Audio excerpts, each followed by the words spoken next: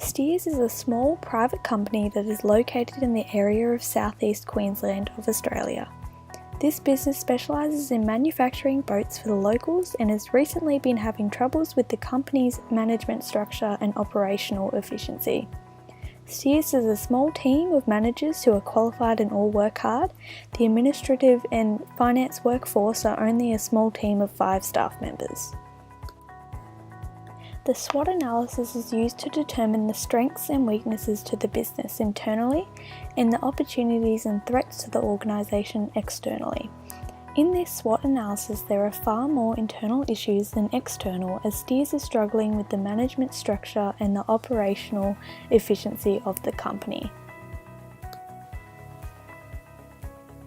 The production manager at Steers is Lenny. He is a firm believer of taking an autocratic approach to managing his staff. The autocratic management style is characterised as a style where the work situation and decision making is controlled from the top. Orders coming from the top of the company and the managers are to be carried out without question nor complaints. An autocratic management style, also known as authoritarian style, is characterised as a centralisation of power within management, the showing of little or no trust from management, also the rigid setting of work and organisation, and all policy is dictated by supervisors. An autocratic management style is considered to be the least effective style to be used in a modern workplace.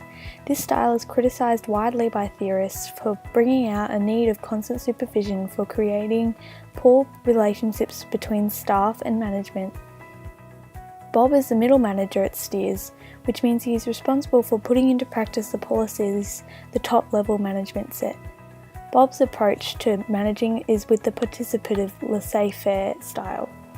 The participative management style is where the supervisors will consciously share the decision-making process with staff, and the authority is often delegated by management to subordinates. This style can be typically characterised by the delivery of praise in terms of work results, the showing of substantial trust and faith in staff, and the decentralisation of power within defined limits. The participative management style is considered to be the most effective. However, occasionally the participative style can lose direction of the company's mission. When this style is approached to an extreme, it is called laissez-faire management style. This style is viewed as a high degree of delegation of authority, where staff can drift throughout the organisation with very few useful management outcomes. This graph is showing the statistics sourced from a primary survey conducted for the purpose of helping Steers find the best management style to use for their company to thrive. The other two voted on styles were the autocratic and persuasive, but weren't nearly as popular as the most effective, participative. An alternative management style that could be incorporated into Steers to improve the company moving forward would be to temporarily train both managers to approach their staff with a laissez-faire style until staff are better settled after the changes to the new CEO and production processes. This style alternative may sound impractical, but in fact it is the opposite. It is very helpful to staff growth in their professions. The reaction to this change in style can also show their dedication to their jobs and the business itself. This style can assist in bringing in a rotation of duties throughout the workplace, as there is much more opportunity for changing and drifting duties. Staff will feel as though they belong to the company, and Steers can then slowly reintroduce the participative style. A strategy that can be put in place at Steers to improve the overall workplace would be to limit the overworking of staff members. Overworking of staff not only can make employees irritable, unmotivated, lazy, and have no team spirit, but can also cause conflict within the workplace. Working overtime constantly is also very unhealthy for personal relationships. Micromanaging is where the person controls and watches over everything that is being done in the company. The newly appointed CEO, Stacey, she believes that her job is to control Bob and Lenny and to ensure they meet the goals and objectives of the organisation. She rarely can leave her office because micromanaging takes up most of her time. Micromanaging staff is not an effective way of managing staff, as all employees of Steers are trusted and qualified to do their job properly. Stacey can improve her strategies by trusting and checking in on managers only when necessary. Steers recently reformed its production line processes with the aim of increasing profits and efficiency, but did not invest time or money into staff professional development. Because of this, staff have not been effectively trained in the reformed processes. Professional development can help to refresh the employee's work ethic and motivation to the job. Staff development days can be very helpful, especially when trying to better a company.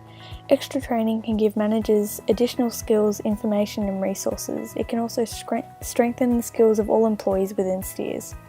A lack of staff professional development training can lead to little to no motivation and team spirit throughout the workplace. This development is an imperative aspect to caring for employees of any company. A human resource manager has the role to design and organise programs and techniques that can be useful to all staff members of the corporation. A good HR manager is critical to an employee-orientated, productive workplace because they are responsible for recruiting a superior workforce. They recommend and search for people in the organisation that further the attainment of the organisation's strategic goals.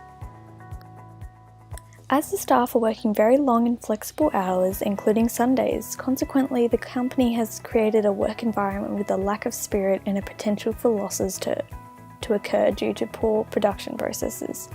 The staff became unmotivated, irritated and fatigued and cannot provide their best work for the company. They lost team spirit within the company as the staff couldn't have a balance between work and their home life as they work such long hours. Rotation of duties among staff is critical in that it assists in the elements of cross-training, succession, and improves depth of personnel skill. Job assignments should be changed periodically to keep staff interested and driven in their line of work.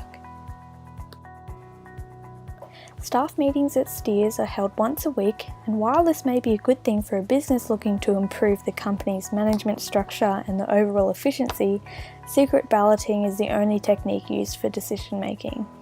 Secret balloting may be great for the purposes of political elections, but has the opposite reaction when it comes to businesses like Steers. Staff members at Steers are only given the opportunities to make decisions through this technique of secret ballot, which is an anonymous voting method. This can make the staff feel as though they cannot freely speak their opinions to the entire workforce. It could be recommended that the most beneficial management style in the process of restructuring the management approach at Steers moving forward is the participative style. The participative management style is widely considered to be the most effective when managing a modern workplace. The trend and liking towards the participative management style is supported by the social opinion that expects management to be more humanistic and to provide employees the opportunities to be more productive by the feeling that they belong to the organisation. As stated above and in many studies, there is a clear preference towards more employee-centered styles. The participative management style is highly recommended for all companies.